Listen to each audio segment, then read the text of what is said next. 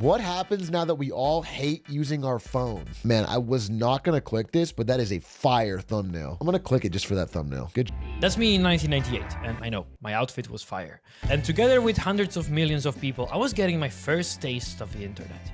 I grew up downloading music from Emu, chatting with friends on MSN. I bought Minecraft Alpha in 2009. Oh shit. I signed up to Facebook, because believe it or not, it was the cool thing to do at the time. Technology was cool. Being on social media was cool. And when smartphones arrived, they were even cooler. My first smartphone was an HTC sensation. Look at that sweet animation. It's so nice. I do think, I guess some of you were young when smartphones came out, but I remember when smartphones came out, I was like, I remember thinking like, who gives a shit? I remember thinking, I was like, what? Like, who cares? What am I going to do with it? I was late to get a smartphone because I didn't think it was important. And obviously, once I got it, I got to think like everybody else. But there was at least like a 1.5 to 2 year gap where I still used the what was it called? The Razor? It was because like this one can text, it has a keyboard. Like what do I need to, but I didn't realize how valuable it would end up being. But in 2012, something happened. These are the charts that show anxiety levels and feeling of not having a meaning in life in teenagers. And it's clear something went wrong. And guess what was skyrocketing to the mainstream in 2012? Yep, timelines match perfectly. I spend 3 hours a day on my phone. I feel addicted. That's it. Smartphones are evil. Except they're not. Because something else was discovered in 2012. Something much more hidden, but also much more dangerous. Think about it. When you feel bad for wasting hours on your phone, what are you doing? Probably scrolling TikTok, which is media. Or Instagram, which is social media. Or playing the latest dark pattern playing to win game like Monopoly Go, which in the end is media. Disguised as a game, because all you do in this game is press one button, so probably Vacuum Cleaner Simulator is a better game than this, but if any of you in chat play Monopoly Go, just quit. I don't know how to tell this to you simpler. If you play Monopoly Go, go around, uninstall it. There's no good that'll come from it. It actually is designed to waste your time and money in every way. It 100% is the most blatant money-sucking Skinner box of all time. Just quit. Just quit. You'd be better off scrolling TikTok. I'm not kidding. You would actually be better off scrolling TikTok. Monopoly Go is literally one of the worst things designed. But naturally, people quit before they make it big. You're due, I guess. Only uninstall it if you're not due. If you're due to win big, then obviously keep it installed because you're due. You're going to make a bunch of money. But surely you don't hate your smartphone when it's guiding you through a new city with Google Maps, or when it's taking picture of good memories with your friends, or when you're drunk and you need to call an Uber. We're addicted to media. Smartphones just serve it best right now. But the invasive and addictive media of today has one key difference with TV or MySpace or even the Facebook I was using in 2010. And it's this, the loop. This loop is how tech products are built. Basically, all software products are built with this. From big tech to TikTok to a two-people startup in a moldy basement. And this is the key. So get ready for a crash course on how digital products are actually built in 40 seconds. So you have your app, you have designers and engineers, but what should your team work on? We could build a dark mode, improve... Pause for 30 minutes for Severance fans to lose their fucking minds. Severance! Severance on screen! Severance! You guys watch Severance? Have you seen Severance? You guys know about Severance? Ben Stiller's a genius! He's a genius the way he shoots it. Have you seen the way it's shot? It's a genius! It's so good! The finale was so good! With the algorithm, add a new AI chatbot, we have an endless list of ideas, but how do you decide what to build? What we need is called a North Star, an objective that's measurable, a number. If we are, say, Google Maps, we can put here the number of kilometers traveled maps, and this is what we want to grow. So we take our ideas and we start building the ones that we think will increase this number the most. So, for example, let's build a new dark mode so you don't get blinded by your phone when you're driving at night. Then we can immediately test it with millions of people around the world and see whether it actually improves the North Star. If it does, we release it to everyone and on to the next one. Now, this is a big simplification, but this is how tech works. This is what I do in my job as a product manager. And around 2012, social media and media companies in general, including Netflix, YouTube, Spotify, well, they have realized that here, the best metric they can put was time and engagement. They discovered that if they optimize for time, they can basically print money with ads or subscriptions. They found a direct correlation between increasing time and increasing the revenue. And so the race for optimizing for your time was on, and all the other apps follow suit. Now, this loop is not inherently evil. It's just a really really effective way to build tech products. And all it does is build things that optimize for the North Star. But when the North Star is trying to take over all of your users' time, well, that's where this whole mess starts. This is Chamath Palihapitiya. He worked directly with Mark Zuckerberg at Facebook. Scammer! And he basically pioneered this time-sucking loop. And this is what he has to say about it. I feel tremendous guilt. I think in the back, deep recesses of our minds, we kind of knew something bad could happen. And I probably shouldn't mention it, but even this very video is optimized for keeping you here. I'm using music and text and images and hopefully an interesting story so that you will watch it until the end. Why? Well, not because I like it, but because YouTube is also playing this time game. And if I want to tell this story, I need to create something that people want to watch until the end. So in reality, the best way to support your favorite creator is not actually liking their video or subscribing to their channel, is actually to watch the video until the end. But after 15 years of this loop building products that take more and more of your time, people are starting to have enough. Especially younger people that have been exposed much more to the effects of this are saying, you know what, this is too much, I want my time back. And even though it is not a real problem, there's only one thing that people could do: declare war on the smartphone. Dumb phone sales are up. Flip phones are cool again. And no, I'm not talking about these flip phones, I'm talking about these flip phones. In 2020, global dumb phone sales reached 1 billion units and growing, while smartphone sales were 1.4 billion units, but down 12% from the year before. Interest for the keyword dumb phone has only been growing on Google. There's a new market for less. Lightphone is a company that makes premium minimalist smartphones with e-ink displays, and they've been growing year after year. While tech companies were racing for more megapixels, more cameras on the back, more AI, more revolutionary features like a new button, people are starting to crave for less. And it's not just the devices. We are seeing an explosion in apps and gadgets that help reduce screen time and phone usage. Apps that block other apps, all the way to phone cages where you put your phone in and you can't take it out until the timer is over. Even Apple and Google couldn't ignore this trend, and they ended up building digital well-being and screen time reduction apps built directly into Android iOS. And it's not just phones. In the age of computational photography, 100x zooms, and AI image processing, old digital point-and-shoot cameras from the 2000s are back. Old iPod sales are up. Young people are buying typewriters to escape from having to use their computers and iPads. This is a rebellion. Yeah, okay. I made a similar case with the year of the Kale phone thing in my predictions, but I want to point out some inconsistencies here, or some little differences, which is I don't realistically see the dumb phone market making a big impact on smartphones or people actually using typewriters en masse. Or, you know what I'm saying? Like, it's not, those sales are mostly nostalgia and a joke. What I'm more talking about in that is that I think where I agree with them is that we're all recognizing how much damage this does to us societally and individually. And so we're going to find ways of, like, schools wising up and banning phones from schools, things like that, finding ways of having separation, or people finding ways to install apps in their phones, or using that, like, the brick thing you put on your fridge to, like, grayscale it or turn it off. Because the thing is, a smartphone provides too much use. Like, there's too much of an advantage to a laptop over a typewriter. There's too much advantage of a smartphone over a dumb phone. There's too many good things in there. No one's gonna get rid of it. You get too much for too little. But I think they're gonna find ways to change their habits. This is happening, especially in schools. With countless studies coming out that link cell phone use in schools with poor academic performance, 32 states have restricted cell phones in schools in some way. Hopefully, this will help students be able to focus better, but it might be too late for some students. But what really matters here is not this small bunch of people that get a Nokia over this iPhone 15 Pro Max. What really matters is that this movement can disrupt tech completely by putting forward a very simple idea. What if smartphones become uncool?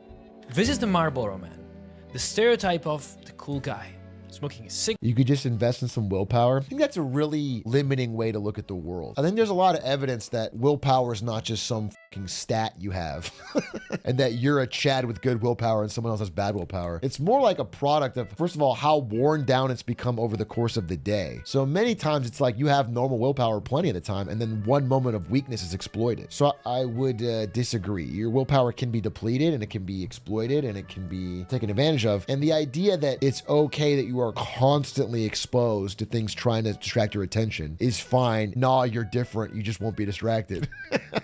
I think the real willpower will come from people who find a way to avoid putting themselves in situations altogether. Like finding a way to not have their phone do that rather than Giga Chat avoid it. And Marlboro, the company, built this character with one purpose only: to make smoking seem cool. And, well, it worked. You've seen countless movies where the cool, edgy character smokes. It was a cool thing to do, until it wasn't. It took decades, but people realized the danger of smoking. Bro, this is wild because smoking's like coming back. His whole thesis is about smoke, and smoking's coming back, bro. Smoking's coming back. While pop culture might make it seem like smoking is coming back, smoking is still on an overall decline, although there was a sharp spike in 2020 due to COVID. However, the fall of smoking was replaced with the rise of vaping, which is arguably worse. And while, yes, higher taxes on cigarettes and more awareness of the dangers helped, a key factor in deciding whether a 14-year-old will start smoking or not is just, well, how cool smoking is. If everyone around him thinks smoking is lame, then he's way less likely to start. Coolness is everything. If culture decides something is cool, that thing grows like crazy. If culture decides something is uncool, like cigarettes, then it dies. In the US, we went from 42% of people smoking in 1965 to 14% in 2019. But then there's another side. Companies spend hundreds of billions of dollars every single year just to make their thing cool. This is what keeps fashion alive, where baggy jeans are cool, then they are uncool, then they're cool again, and so on. And while we cannot make a direct comparison, there are studies that show how smartphones and cigarettes are two completely different types of addiction. This same thing is what has been going on with smartphones. The companies launched cooler and newer phones every year and made sure that having the latest smartphone is cool. It's a status symbol, and this has been the trend for the last 15 years. But now something is changing. This time-optimizing loop that media companies have been taking to the extreme caused culture to fight back. And even though it's not the cause, the smartphone is the victim. Because this new movement is all about making smartphones uncool. A few years ago, if I went to my friends and I said, I'm in a dopamine detox, they would have looked at me like a weirdo. But today they would reply, oh, I should do that too. A few years ago, taking a break from social media was weird. Why would you do that? Now, when you hear someone coming back from a trip in some remote place, one of the first things they say is, oh, it was so cool, I was able to unplug from everything. A few years ago, it was crazy to even think about getting a dumb phone. Today, it's happening more and more. And this new movement has also brought up the big guns, celebrities. There's a reason why companies use celebrities to sell you perfume in these cringy black and white commercials. Because celebrities have the power to change culture. In the 2010s, celebrities moved to social media in droves, gathering hundreds of millions of followers.